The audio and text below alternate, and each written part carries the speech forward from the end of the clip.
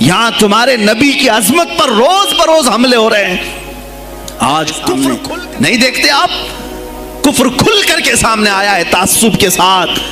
ہر شہر میں جاتے ہوئے گنڈے للکار رہے ہیں اسلام کے خلاف ہمارے ملک میں. اگر میں کھل کر کے آیا تو میرا کیا جرم ہے اس میں؟ میرا کیا قصور ہے اس میں؟ کیا اب بھی میں نہ بولوں؟ ہاں آج تمہارے پاس طاقت ہے، پاور ہے، جو کچھ بھی حسر اور رسوخ ہے، اس سے زیادہ کیا کرو گے کہ تم مجھے جیل میں بند کر دو گے؟ میں کل کی تفسیر میں بھی یہی کہا. کیا آپ اتنا بول رہے ہیں آپ پر ایسے ایکٹ لگائے جائیں گے کہ زندگی بھر آپ کی ضمانت ہی نہیں ہوگی؟ آپ پر ایسے قانون لگائے جائیں گے کہ آپ کی زندگی بھر ضمانت ہی نہیں ہوگی. میرا دل یہ کہتا ہے اے لوگو، اس طرح جی کر فائدہ بھی کیا؟ ایسی آزادی کس کام کی جس میں روز اٹھتے ساتھ میرے نبی کی شان میں گستاخیاں ہم سن رہے ہوں اور حضور کو کوسا جا رہا ہوں، ہم کھاتے پیتے گھوم رہے ہوں؟ اس سے بہتر ہے کہ جیل کی کوٹری میں ہم زندگی گزار لیں. کل بارگاہ مصطفیٰ میں اٹھنے والا چہرہ تو رہے ہمارے پاس. اگر اللہ کے نبی صلی اللہ تعالی علیہ وسلم نے سوال کر لیا پکڑ کر کے کہ تیرے زندگی میں، تیری جوانی میں مجھ پر تو لوگ رنگیلا رسول کہہ رہے تھے، تو کیا کہہ رہا تھا؟ تو کیا کہہ رہا تھا اس زمانے؟ تم کیا کہو گے؟ اے اللہ کے نبی، میں مزدور تھا، میں کچھ نہیں کر سکتا تھا، میں غریب تھا، کام کاج کرتا تھا، میں کچھ نہیں کر سکتا تھا.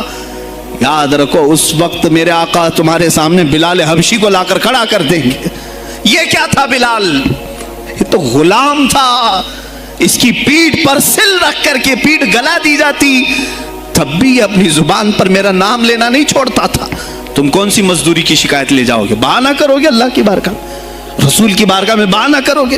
اے گروہ علماء، تم کو اللہ نے ممبر دیے ہیں خطابت کے لیے. اللہ نے اپنے رسول کا ممبر تمہیں دیا ہے، اسی لیے نہیں کہ تم حکومت کی خوشامدی کرو، تم اپنے وقت کے طاغوتی قوتوں کی خوشامدی کرو، اس لیے نہیں، بلکہ آج تم سے قوم مصافحہ کر کے ہاتھ چومتی ہے صرف اس لیے کہ تمہاری زبان پر نام مصطفیٰ ہے. آج علماء کی جو عزت ہے صرف اس لیے تمہاری پگڑیاں، تمہارے جبے دیکھ کر کے قوم عزت نہیں کرتی. دلوں میں تم مچلتے ہو کہ تم مصطفیٰ کریم کی باتیں کرتے ہو. علماء کو جاننا چاہیے کہ تمہاری عزت نبی سے وابستہ ہے. آبرو ماذا نام مصطفیٰ است. ہماری آبرو، اقبال نے کہا تھا، ہماری آبرو نام مصطفیٰ سے وابستہ ہے. اگر اسی نام کو کسی نے چھیڑا تو پھر ہمارا جی کر مطلب کیا ہے؟ ہم کس کام کے؟ میں ایک مثال سے سمجھاتا ہوں. مسجد ہے، دیوار کے پینٹ کو اگر کسی نے کھرچ لیا تو ہو سکتا ہے معاف کر دیں ہم اس کو. کسی نے لکیر نکال دی دیوار پر، ہم چھوڑ دیں اس کو.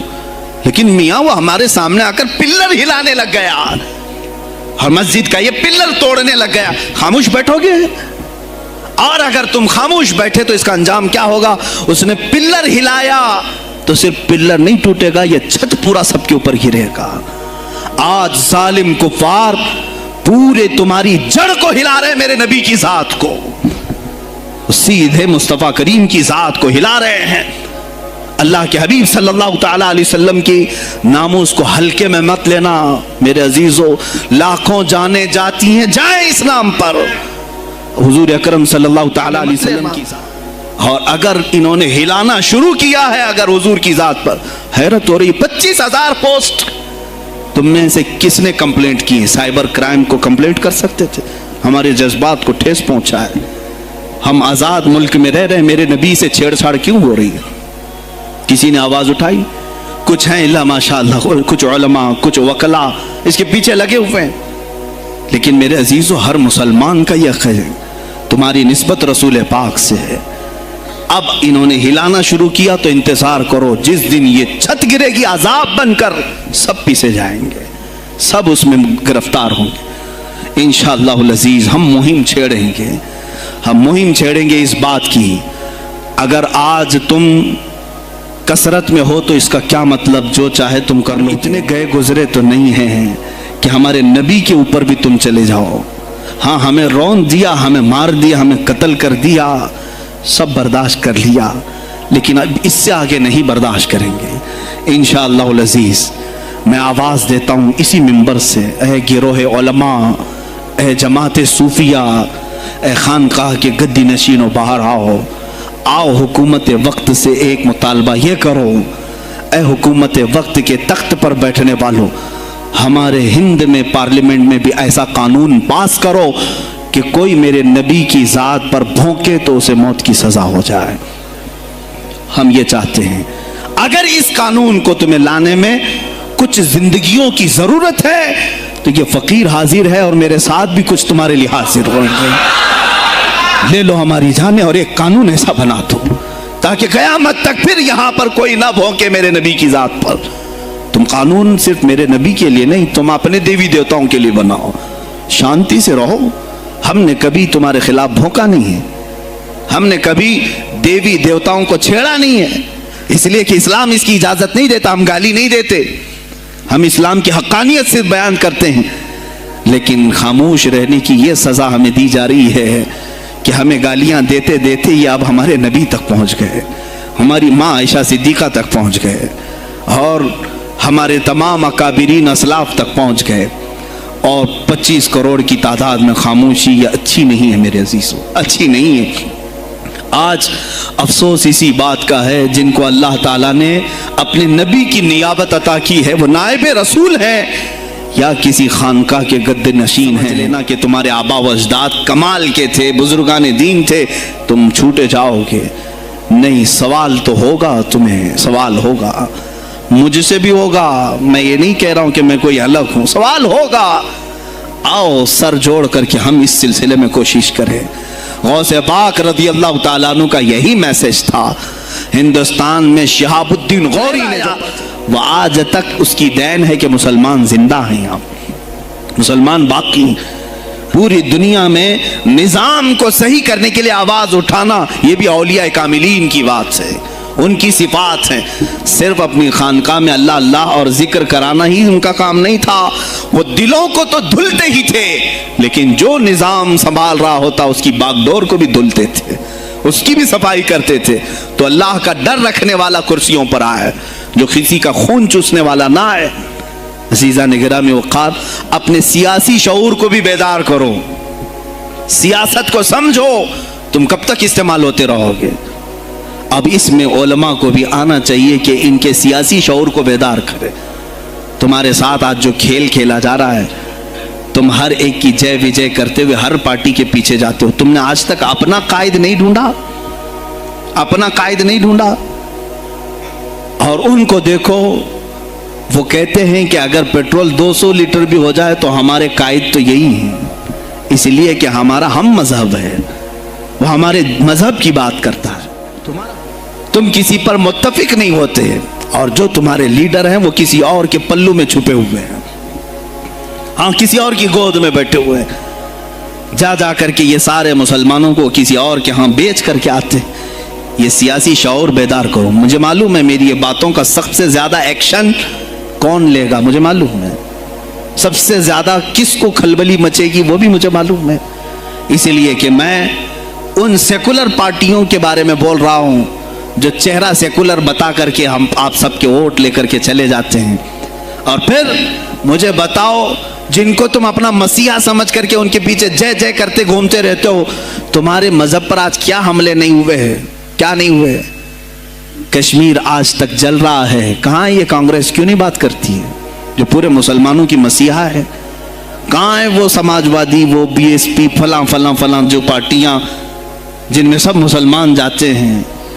کیا ان کو اتنا بھی شعور نہیں کہ وہ پارلیمنٹ میں اس کے خلاف بات کریں، کہیں کہ یہ مسلمانوں کے ساتھ ظلم ہو رہا ہے، ہم ان کے ووٹ لیتے ہیں؟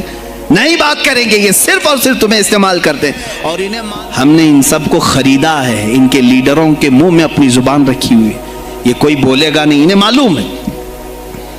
تمہیں یہ اندازہ نہیں میرے عزیزو، آج میں بولوں تو لوگوں کو تکلیف ہوگی۔ کشمیر کے ایسے حالات ہیں، رو رہے ہیں وہاں پر۔ ایک مولانا ہیں، مسجد کے امام ہیں، انہوں نے کہا، باضابطہ حلفیہ کہا نوجوان میرے پاس نماز کے لیے آتا تھا، اس نے یہ کہا کہ حضرت کیا سوسائیڈ کرنے کی اجازت ہے؟ کہا کیوں؟ کہا میرے گھر میں کچھ لوگ داخل ہوئے، میں ان کا نام ذکر نہیں کر رہا ہوں، کچھ لوگ داخل ہوئے، مجھے ہاتھ باندھ کر کے کھڑا کیا، میری ماں اور میری بہن کو ننگا کیا، میرے سامنے کپڑے اتارے اور ان کی عزت لوٹی، اور اس کے بعد مجھے ہاتھ کھول کر کے چھوڑ دیا. مجھے بتائیں اس کے بعد بھی جینے کا کوئی مقصد رہتا ہے؟ مجھے بتائیں اس کے بعد بھی جینے کا کوئی حاصل ہے؟ یہ سب تمہارے ساتھ بھی ہوگا. جہاں میجورٹی ان کی مسلمانوں کی تھی وہاں یہ ننگا ناچ کر کے دکھایا ہے, تو یہاں تو تم بہت قلت میں ہو. تمہارے ساتھ بہت کچھ ہو سکتے ہیں اب بھی اگر خاموش رہے. اسی لیے میں بار بار کہتا ہوں اٹھو وہ گھر نہ حشر نہ ہوگا پھر کبھی, دوڑو کہ زمانہ چال اپنی چل گیا. تم اپنی سیاست کو منتخب کرو, تم اپنی قیادت کو منتخب کرو, اور اگر ابھی بھی سیاسی لاشعوری کی زندگی گزارتے رہو گے لقمے بنتے چلے جاؤ گے, یہ کھاتے چلے جائیں گے. بات میں سلطان الاولیاء غوث پاک کی کر رہا تھا, لیکن مجھے یہ حالات پر گفتگو ضرور کرنی ہے, اس لیے کہ مجھے معلوم نہیں ہے کہ میری زبان پر کب تالے لگائے جائیں گے یا میری گردن پر کب چھری پھیری جائے گی. مجھے اس کا اندازہ نہیں. لیکن اے مسلمانوں, تم میری ذات سے الجھتے ہو تو الجھ جاؤ, مجھے اگر بلیم کرتے ہو تانے مارتے ہو تو مار لو. چند دنوں کی بات ہے, جب تک میری سانسیں چل رہی ہیں تب تک مجھے گالیاں دو گے, لیکن جس دن میں بھی دنیا سے جاؤں گا اس دن تم ہماری باتیں یاد رکھو گے, اس دن یاد کرو گے. مجھے اپنے بچوں کو یہی بتانا ہے کہ اب وہ دور آیا ہے جہاں ممبروں سے بھی بولنے میں اب گھبراہٹ ہے. لوگ اپنے خوف کے مارے ایسے ہیں کہ اپنی روزی روٹی کے چکر میں میرے مصطفیٰ کی گالیاں سننا برداشت کر رہے ہیں. دیتا ہے دینے دو نا, ہمارا کیا بگڑتا ہے. اس پوزیشن میں تم آئے ہو آج, تمہارا امام جب اتنا بزدل ہے تو تمہارے دلوں میں کون سا ایمان باقی رہ جائے گا. اس لیے شعور پیدا کرو. اگر اولیاء کی نسبت تمہارے دل میں ذرا برابر بھی باقی ہے تو اٹھو میرے عزیزوں. آپ قیامت کے دن جواب دہ ہوں گے میرے نبی صلی اللہ تعالیٰ علیہ وسلم کی عظمت پر. آج جو حملے ہو رہے ہیں یہ ہماری زندگی کا سب سے بڑا ایشو ہے. آج مطالبے کرو, مانگو تو کس چیز کو مانگو؟ بس یہ ہے کہ میری نبی کی عزت سلامت رہے, مجھے دنیا میں اور کچھ نہیں چاہیے. اتنا مطالبہ تو کر سکتے ہو, اتنا مطالبہ کرو, اور پھر دیکھو میرے مصطفیٰ کی طرف سے انعام کیا ملے گا, اللہ کی طرف سے انعام کیا ملے گا. ارے وہ مرد قلندر جو پاکستان میں ابھی شہید ہوا, کس بات کا اعلان کرتا تھا, کس کو پکارتا تھا, کس کو للکارتا تھا؟ صرف یہی تو بات کرتا تھا کہ تاجدار ختم نبوت, اور میدان میں معذوری کے ساتھ بھی آ کر کہتا تھا لبیک یا رسول اللہ, اے اللہ کے رسول میں حاضر ہوں, میں حاضر ہوں, اپنی جان لے کر آیا ہوں. اور تم یاد رکھنا تمہاری ٹانگیں تو سلامت ہے, کل بروز قیامت ہو سکتا ہے تمہارا سامنا اس خادم حسین سے ہو, تمہاری ٹانگیں دیکھ کر کے پوچھی جائیں گی. معذور ہونے کے بعد جب کوئی میدان میں میرے نبی کی عظمت پر پہرا دینے کے لیے آ سکتا ہے تو تم نے اپنی ٹانگیں کس کام کے لیے رکھی تھی؟ میرے عزیزوں, میں نے جتنی طاقت مجھے اللہ نے دی میں بول رہا ہوں, اب اس کے بعد کا محاذ تمہیں سنبھالنا ہے, آگے کی ہماری فکروں کو تمہیں لے جانا ہے.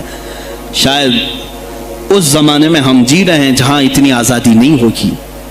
چھوٹی سی بات کو آج بہت بڑا بنا کر کے اسے ختم کیا جاتا ہے, لیکن مجھے اندازہ ہے اس بات کا, ہندوستان کی آزادی میں بھی میرے اکابرین میں 30,000 علماء نے اپنی جانیں دی ہیں. کشمیر سے لے کر دلی تک ہر درخت پر ایک عالم کی لاش لٹکی ہوئی تھی. ان کی جانیں, ان کی قربانیاں رائیگاں نہیں گئیں. 70 سال سے ہم مزے لے رہے ہیں, ان کی قربانیاں ہیں. علامہ فضل حق خیر آبادی کو انڈمان نکوبار پوری زندگی کے لیے قید کر کے ختم کر دیا گیا, مزار بھی وہیں پر ہے آج. تو آج مجھے اندازہ ہے اگر میں نے اس بات کی شروعات کی ہے, ہو سکتا ہے یہ جو کچھ بھی ہمارے ساتھ کریں, لیکن مجھے میرے رب ذوالجلال کی ذات پر یقین ہے.